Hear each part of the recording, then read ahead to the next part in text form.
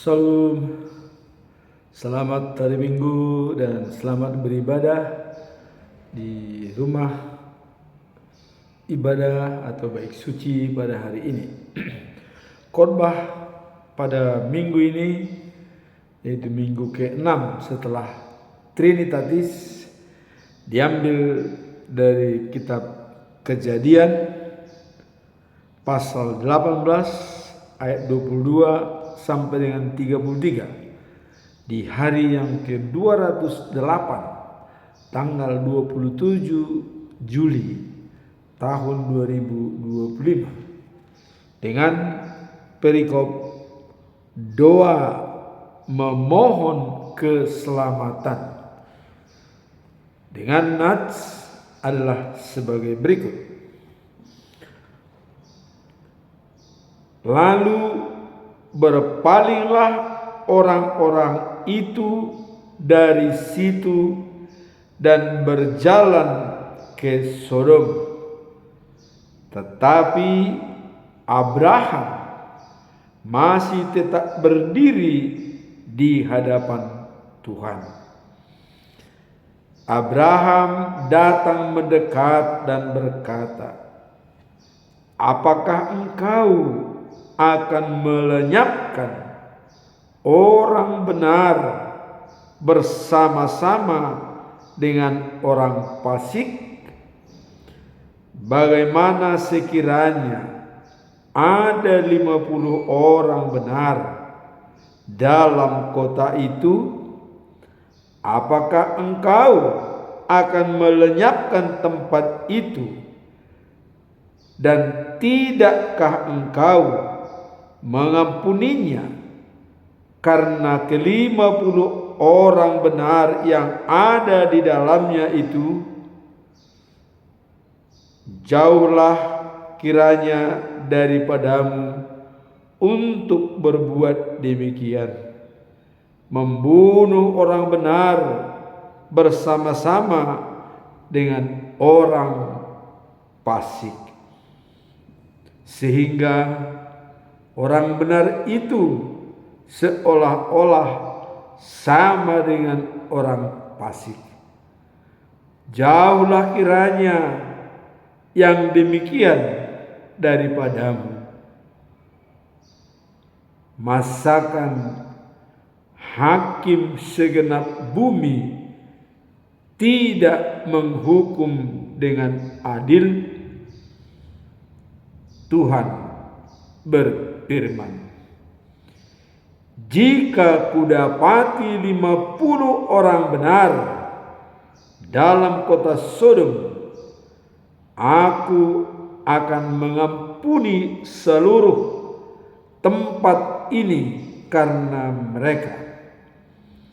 Abraham menyahut, "Sesungguhnya aku telah memberanikan diri berkata kepada Tuhan, walaupun aku debu dan abu, sekiranya kurang 5 orang dari ke-50 orang benar itu, apakah engkau akan membunuh atau memusnahkan seluruh kota itu karena yang 5 itu?" Firman-Nya, "Aku tidak memusnahkannya jika kudapati 45 di sana." Lagi Abraham melanjutkan perkataannya kepadanya, "Sekiranya 40 didapati di sana," firman-Nya, "aku tidak akan berbuat demikian karena yang 40 itu." Katanya, "Janganlah kiranya Tuhan murka kalau aku berkata sekali lagi, sekiranya 30 didapati di sana."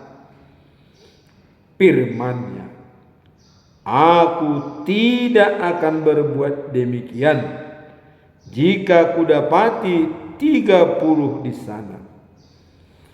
Katanya, sesungguhnya aku telah memberanikan diri berkata kepada Tuhan, sekiranya 20 didapati di sana, firman-Nya, aku tidak akan memusnahkannya karena yang 20 itu.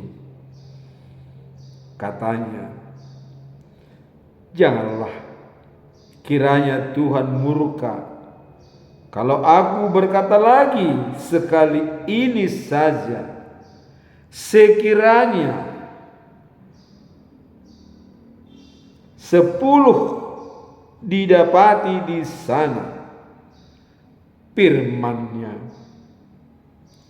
aku tidak akan memusnahkannya karena yang 10 itu.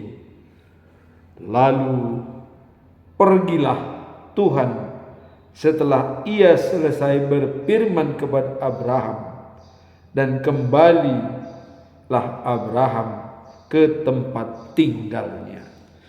Demikianlah firman Tuhan atau khotbah pada minggu ini di hari yang ke-208 tanggal 27 Juli 2025. Kita tetap mengacu kepada firman Tuhan pada bulan Juli, karena itu selalu kita kumandangkan setia melayani Tuhan dan hidup sesuai dengan kehendak-Nya. Dijabarkan dalam 1 Korintus pasal 15 ayat 58. Berdirilah tegak, jangan goyah, giatlah bekerja untuk Tuhan, bersekutulah dengan Tuhan, jerih payahmu tidak sia-sia. Itulah pedoman kita selama bulan Juli. Jadi bekerja untuk Tuhan, bersekutu dengan Dia, jerih payah kita akan dihargai oleh Tuhan dan tidak akan sia-sia.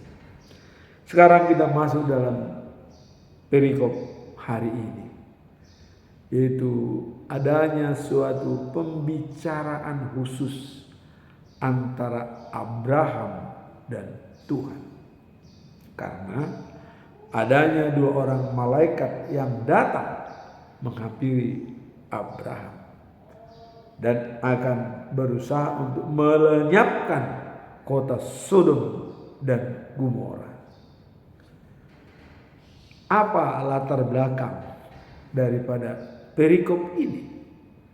Kalau kita melihat, karena perlakuan daripada orang-orang yang ada di kota Sodom dan Gomora sudah tidak lagi menghiraukan Tuhan, maka sudah divonis akan dihukum.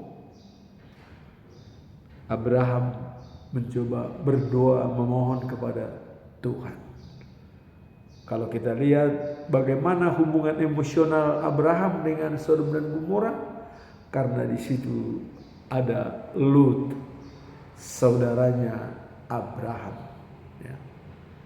Namun dia tidak menyatakan Nabi Lut, tapi Abraham secara umum mencoba menyampaikan kepada Tuhan. Pertama, dia sangat hormat, mohon izin kepada Tuhan. Saya memberanikan diri menyampaikan apa yang mau saya sampaikan. Pertama dikatakan, seandainya ada 50 orang yang benar di Sodom dan Gomora, apakah Tuhan musnahkan seperti orang fasik? Tuhan menjawab, seandainya ada 50 orang yang benar, maka Sodom dan Gomora tidak dimusnahkan demi yang 50 orang. Kemudian Abraham berpikir lagi, dikurangi lagi. Tuhan, kalau seandainya ada 5 orang yang tidak baik dari 50, tapi 45 orang mereka masih benar, apakah murka Tuhan tetap berjalan? Tuhan berfirman, seandainya ada 45 orang masih setia dan benar, saya tidak musnahkan. Kemudian Abraham, karena dia mau terus meminta, memohon kepada Tuhan, mengajukan permintaan lagi. Tuhan, kalau seandainya ada 40 orang yang benar, apakah tetap kota itu dimusnahkan?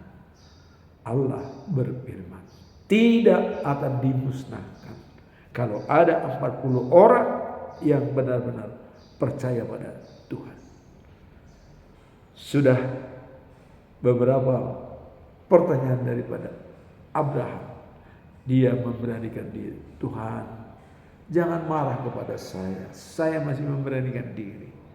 Apabila ada 30 orang yang benar, apakah kota itu akan dimusnahkan? Firman Tuhan, kota itu tidak akan dimusnahkan bila ada 30 orang yang benar. Kemudian diulangi lagi, kalau ada 20 orang yang benar, bagaimana Tuhan? Apakah murka-Mu masih jalan? Tuhan berfirman, bila ada 20 orang yang benar, saya tidak akan musnahkan kota itu. Tuhan, sudilah kiranya sebagai pertanyaan saya yang terakhir dan yang mendasar. Apabila ada 10 orang yang benar, apakah murka-Mu masih tetap dijalankan? Allah berfirman, saya tidak akan memusnahkan kota itu kalau ada 10 orang yang benar. Setelah itu Tuhan pergi dan Abraham pulang ke tempat tinggalnya.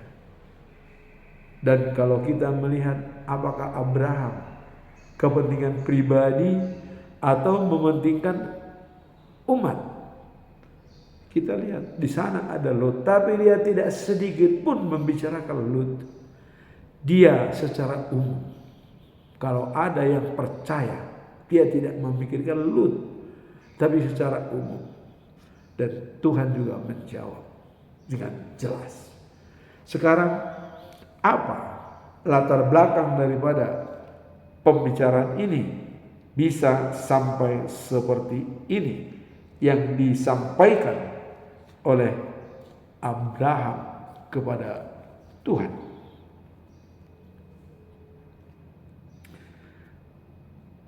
Latar belakang daripada perikop ini adalah berkaitan dengan pembicaraan antara Abraham dengan Allah mengenai kehendaknya untuk menghukum Sodom dan Gomora. Dalam ayat ini Tuhan mengungkapkan bahwa Ia berencana untuk melenyapkan kota Sodom dan Gomora karena sudah penghuninya tidak lagi percaya kepada Tuhan. Itu latar belakang. Allah murka karena sudah orang-orang yang ada di Sodom dan Gomora sudah berbuat semaunya. Dan di sini kita lihat Abraham sangat peduli kepada umatnya. Dia memohon, dan sampai pembicaraan pada 10 aja yang ada percaya di kota Sodom, Tuhan Allah tidak akan murka. Berarti tidak ada 10 orang yang percaya. Udah di bawah 10 mungkin yang bisa paling mungkin berapa orang, maka murka Allah sangat akan melenyapkan kota Sodom dan Gomora.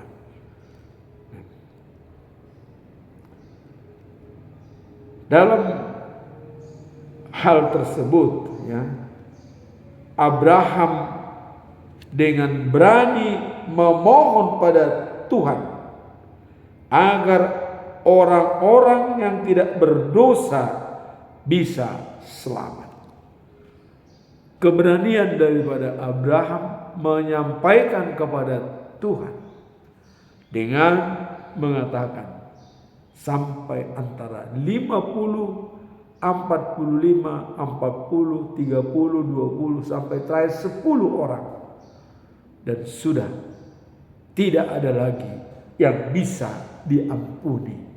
Karena Allah sudah melihat tidak ada 10 orang di kota Sodom dan Gomora yang percaya kepada Tuhan. Maka malaikat pergi dan Tuhan pun pergi. Dan apa yang mau kita simak dalam persoalan ini?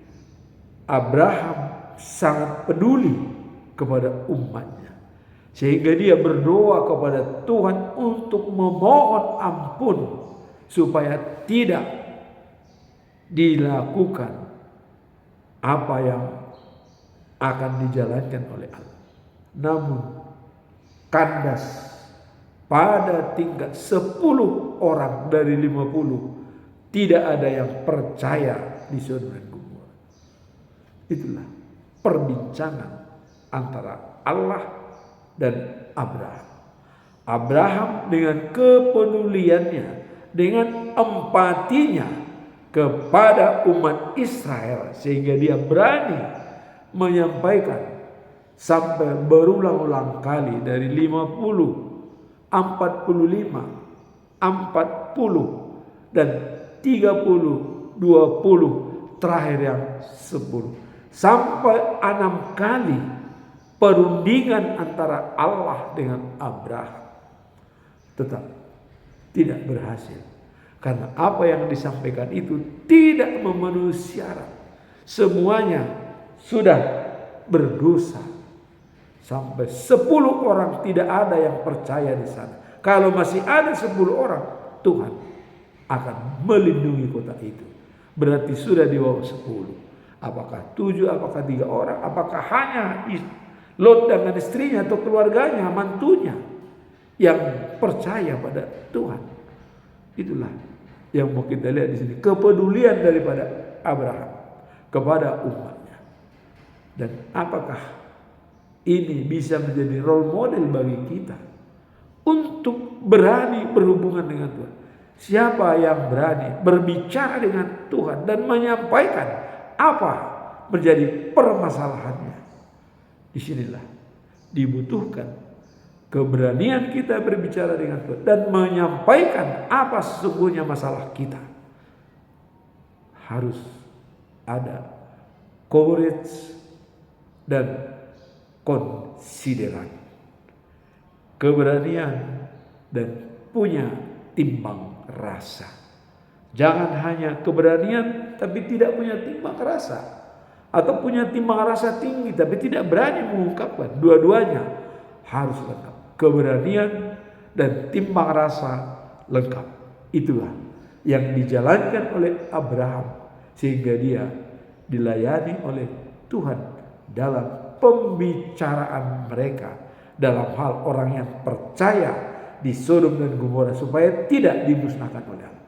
Namun saudara-saudara, tidak berhasil. Allah tetap meninggalkan Abraham dan akan menjalankan apa yang sudah direncanakan oleh Allah. Apa tujuan daripada perikop ini sehingga sampai Allah mau menghancurkan Sodom dan Gomora. Ya. Tujuan utama daripada perikop ini adalah mengajarkan kita tentang pentingnya doa, syafaat, dan intervensi dalam menghadapi situasi yang penuh tantangan. Pentingnya doa, syafaat, dan intervensi. Kalau kita dalam kebaktian, dalam pertanyaan di sektor, selalu kita inventarisir untuk intervensi kita kepada Tuhan. Doa, syafaat. Diinventarisir apa yang harus kita doakan. Kita sampaikan bersama. Sehingga itu dibuat di dalam komunitas tersebut dan didoakan. Itulah intervensi kita tentang hal-hal yang dibutuhkan di dalam komunitas kita. Itulah yang tujuan utama daripada perikop ini. Ada perhatian, ada empati, merasakan apa yang dirasakan oleh orang lain. Kalau seandainya misalnya Sodom dan Gomora, masih ada orang 50 orang di sana masih percaya, tapi harus dimusnahkan. Itu yang dipikirkan oleh Abraham. Namun semua dijawab oleh Tuhan Allah sampai pada tingkat 10 orang. Kalau sudah mungkin 9, 8 atau 5 tidak perlu lagi disampaikan. Karena keluarganya Abraham yaitu Lot itu bersama dengan istrinya, mantunya, saudara, mungkin ada 10 orang. Ya. Sehingga tidak perlu lagi disampaikan sampai ke bawah. Nah, itulah perhatian daripada Tuhan kepada Abraham.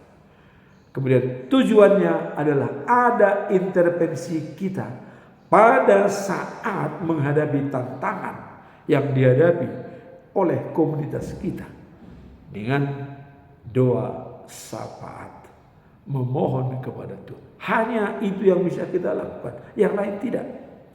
Hanya intervensi kita melalui doa yang bisa kita sampaikan kepada Tuhan bila kita menghadapi suatu permasalahan.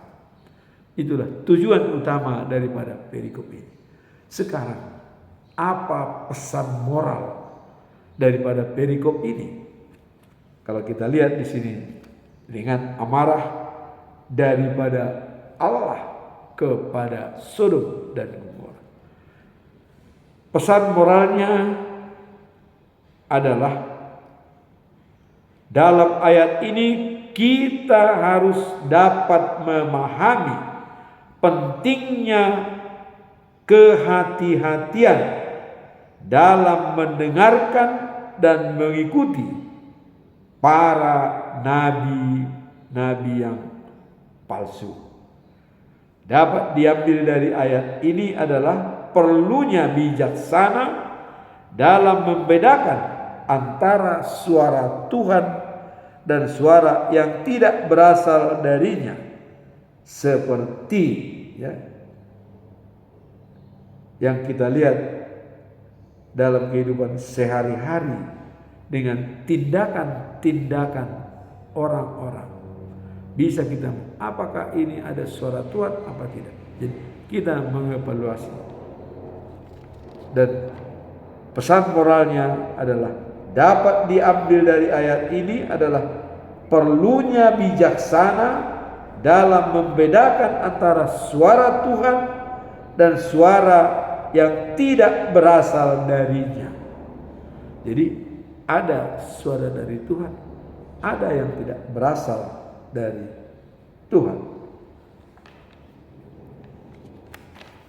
Nah, kalau kita lihat memahami hal ini, kita dapat lebih menonjolkan untuk melihat hal-hal yang benar-benar dari Tuhan dan yang bukan dari Tuhan. Seperti nabi-nabi yang datang menyatakan sesuatu tapi tidak terbukti. Itulah yang bukan berasal dari Tuhan. Contoh kita lihat pada waktu Nabi Elia berhadapan dengan nabi-nabi palsu 450 orang. Elia mengatakan, tunjukkan dan disampaikan kepada bangsa Israel, kalau Anda bisa mendatangkan api dari Tuhan, siapa yang bisa mendatangkan api dari Tuhan, itulah nabi yang benar-benar dari Tuhan.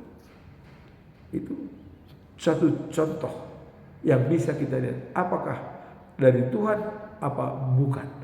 Jadi pesan moralnya adalah kita harus peka dengan relung-relung sunyi hidup ini. Suara hati kita perhatikan. Kita harus mengevaluasi semua stimulus yang ada. Banyak stimulus itu, apabila kita tidak respon dengan proaktif atau kita respon dengan reaktif, apa jadinya? Bisa menjadi berantakan.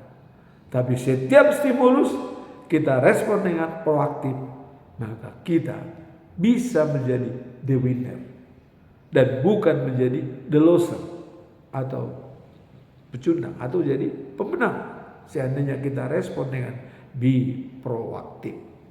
Bagaimana cara merespon kita dengan be proaktif? Dengan 4 anugerah manusiawi. Pertama, kita sadar siapa kita di hadapan Tuhan, siapa kita di hadapan diri sendiri, siapa kita di hadapan masyarakat, dan siapa di hadapan keluarga. Itu harus jelas. Kemudian ada imajinasi, mengorbankan jangka pendek untuk keperluan jangka panjang.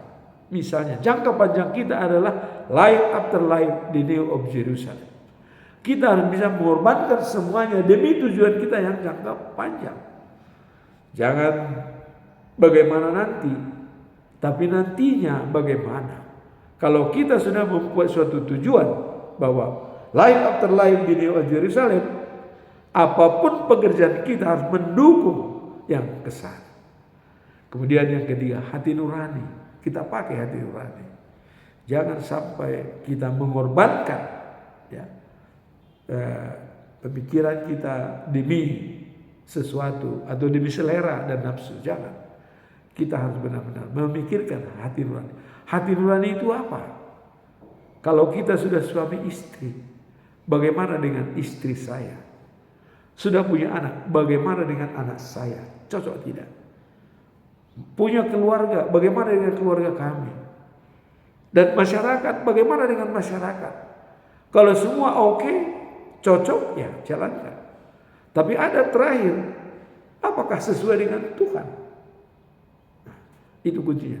Jadi, sesuai dengan keluarga, sesuai dengan hati nurani, sesuai dengan keluarga kita dan juga masyarakat, sesuai dengan Tuhan, jalankan, putuskan. Tapi ada kalanya, ya. Sesuai dengan keluarga, tapi tidak sesuai dengan Tuhan.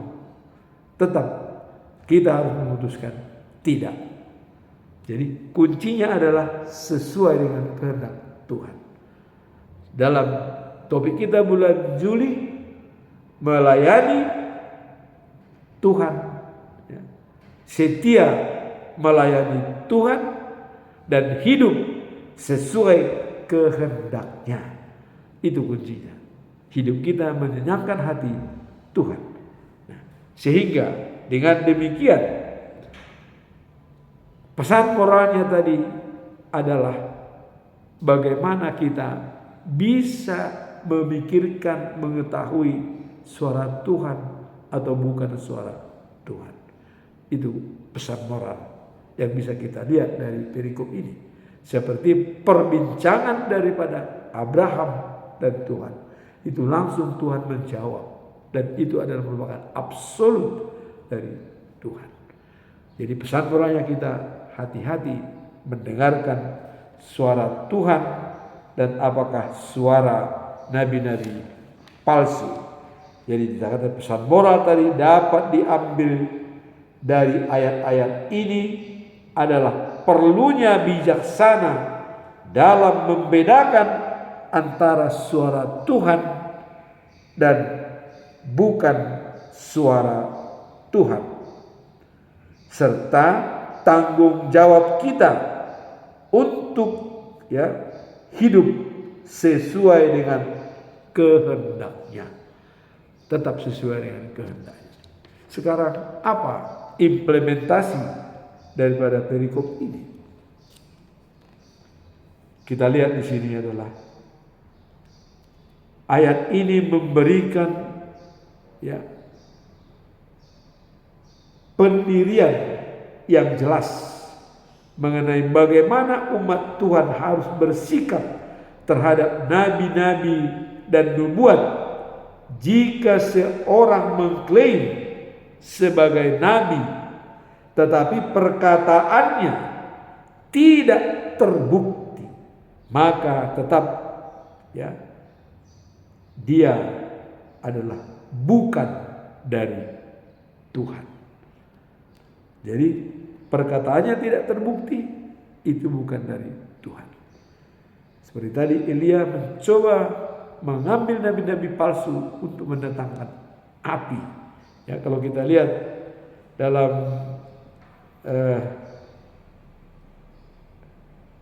Israel, dalam perkumpulan mengumpulkan bangsa Israel dan mengumpulkan nabi-nabi palsu 450 orang, Elia mengatakan dalam 1 Raja-Raja pasal 24 pasal 18 ayat 24 1 Raja-Raja, nabi palsu kamu panggil Allahmu, aku memanggil nama Tuhan. Nah, sekarang siapa yang bisa mendatangkan api? Itulah Allah yang benar. Hasilnya Elia berhasil mendatangkan api untuk membakar korban bakaran. Tapi nabi-nabi palsu dari pagi hingga sore tidak bisa mendatangkan api. Inilah bisa kelihatan nabi palsu atau bukan. Nah, sekarang dalam kehidupan sehari-hari, apa yang mau kita lihat dari perikop ini, dari perlakuan tadinya komunikasi Allah dengan Tuhan, Abraham dengan Tuhan, tentang penyelamatan daripada kota Sodom dan Gomora. Dalam kehidupan sehari-hari kita diingatkan untuk selalu membandingkan dan dari pengajaran yang kita dengar dengan Alkitab dan berdasarkan bimbingan Roh Kudus agar kita dapat mengenali kebenaran nabi asli dan nabi palsu. Jadi tetap dalam kehidupan sehari-hari kita bisa membuat perbandingan dari pengajaran yang kita dengar dengan Alkitab. Jadi dasarnya adalah Alkitabiah, kebenaran Alkitab. Apakah ini nabi palsu? Apakah nabi sesuai menurut Tuhan? Kita dalam kehidupan sehari-hari bisa kita melihat dari pengajaran dengan Alkitabiah. Nah, kemudian seperti Elia tadi berhasil mendatangkan api, tapi nabi-nabi palsu 450 orang tidak bisa. Akhirnya dia dibunuh oleh bangsa Israel dan bangsa Israel menjadi bulat tekad bahwa Nabi Elia lah yang benar. Nah, jadi dalam kehidupan sehari-hari kita bisa melihat apakah ini nabi palsu, apa nabi yang sebenarnya. Bukti pertama tadi adalah apabila apa yang disampaikan itu terbukti, itulah nabi yang benar. Dan apabila ada nabi mengatakan tapi itu tidak terbukti, dia adalah nabi palsu. Maka dengan kehidupan kita sehari-hari, dengan pengalaman daripada Abraham dengan Tuhan, kita juga bisa berbicara dengan Tuhan. Tapi kalau kita berbicara, jangan membebankan kepada Tuhan padahal kita tidak berbuat. Yang perlu kita sampaikan kepada Tuhan adalah kita sudah dengan gigih menjalankan tugas, ya. Dan tadi dikatakan bersekutu dengan Tuhan dan giat bekerja untuk Tuhan, maka jerih payahmu tidak sia-sia. Itulah dasarnya kalau kita dalam menjalankan kehidupan kita sehari-hari. Apakah ini sesuai dengan kehendak Tuhan atau untuk menyenangkan Tuhan? Itulah dasar kita untuk memilih dan membandingkan pengajaran yang sebenarnya. Apabila kita sudah ditemani oleh Roh Kudus yang menjadi tolok ukur dalam setiap tindakan kita, maka dengan khotbah hari ini jelilah kita melihat situasi dan kondisi dan juga berpengalaman dengan Tuhan. Amin. Tuhan memberkati kita.